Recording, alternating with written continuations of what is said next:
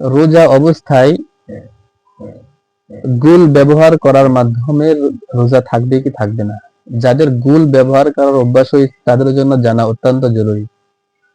এই উপস্থিতি, রোজা অবস্থায় গুল ব্যবহার করলে রোজা ভাঙবে কি ভাঙবে না? উত্তর, অভ্যাসগতভাবে যারা গুল ব্যবহার করে তাদের জন্য রোজা থাকা অবস্থায় গুল ব্যবহার করলে রোজার ভেঙে যাবে এবং রোজার কাজা কাফারা উভয়টা ওয়াজিব হবে।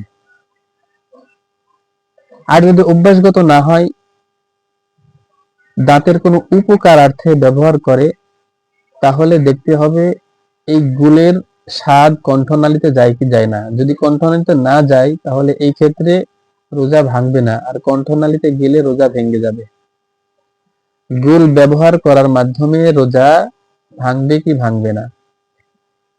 গুল ব্যবহারে যারা অভ্যস্ত তারা রোজা থাকা অবস্থায় গুল ব্যবহার করলে রোজা ভেঙে যাবে এবং কাজা কাফারা উভয়টাই ওয়াজিব হবে।